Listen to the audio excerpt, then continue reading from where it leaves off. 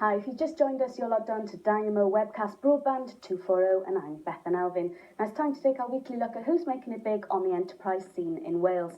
But before we do, I think we better check what the word entrepreneur actually means. Now, according to the dictionary and my specialised notes here, the word entrepreneur is a person who undertakes a commercial enterprise, very often at personal financial risk.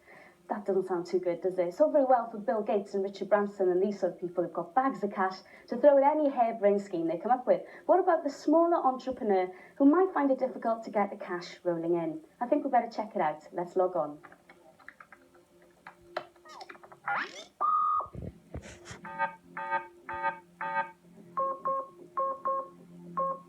Okay, we've got somebody online. Let's just find out a little bit more about them.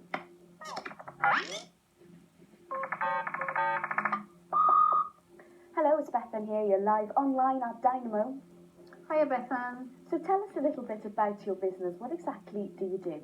The company's called Patchwork Traditional Foods. It's in Ruthin in North Wales, and we make luxury products for the independent market. We make handmade pâtés, handmade quiches and pies.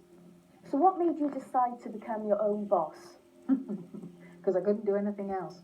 Because at school I was useless. I'm a chronic dyslexic. On a scale of 1 to 10 I was 12. I came out as 12. And I think I'm useless at being directed by other people. I'm a good visionary person, so that's why I work for myself. Tell me, how did you actually start going about setting up the business then? I didn't set it up because I don't know how to set up businesses. I just did it. I had £9 from housekeeping and I made some pâté which I didn't know how to make and just started. And it's grown and grown and grown to 1.5 million without having set anything up. So did your friends and your family think you were mad? They definitely did. They reckoned that as a chronic dyslexic that I have been or am, that I wouldn't know where to start and that I wouldn't stick at it. And I did. So I had all of those as obstacles, including bank managers who said that I'd never make it.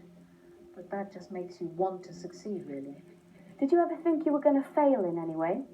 I have a great fear of failure because everybody's expected me to fail because I wasn't successful as a school person. And I think fear of failure drives me, but I don't really think I would fail because I would just make damn sure that I got up and made it happen. What would you say were the greatest challenges you had to face?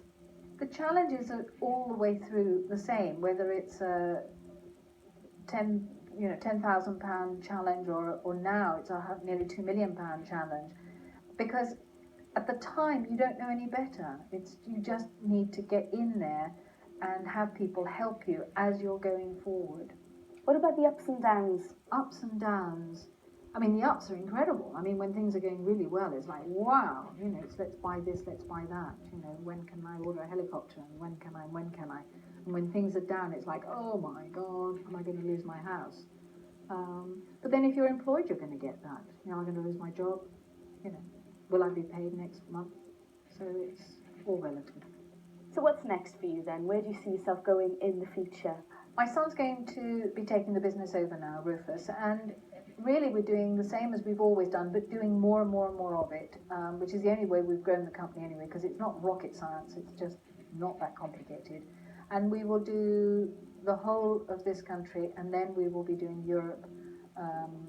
We are at the moment in Hong Kong, in Bermuda, and in Ireland, and it's just doing more of the same. Just keep on doing it until you've got enough money to buy enough toys, and then you can stop. Well, you've obviously had a lot of advice from people along the way, but what about your own piece of advice for people wanting to go down the same road as you? My main one is perfection to detail. Just always deliver what you'll say you're going to deliver on time. All promises must be kept. And the other thing is that if you think you can't, you can't. And if you think you can, you can. Well, thanks for sharing your experiences with us. Before you go, I'm going to put you to a quick test with some quick-fire questions. Are you ready? Let's go. Describe yourself. Perfectionist. How would somebody else describe you? Holistic. What makes you tick? People. What do you fear? Failure.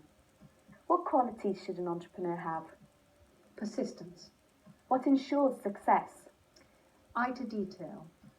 What's bad about being an entrepreneur? If it's bad, it's just the fact that you're responsible for other people's mortgages and lives. What's good? New cars, new Range Rover. Do you have a role model? One is my bank manager, the other is a professor from Manchester Business School, and the third is a local entrepreneur. And finally, what's your philosophy on life? A balanced lifestyle. It's divided into three: your sleep, work, and play. And if one of those is messed up, the other two don't work well.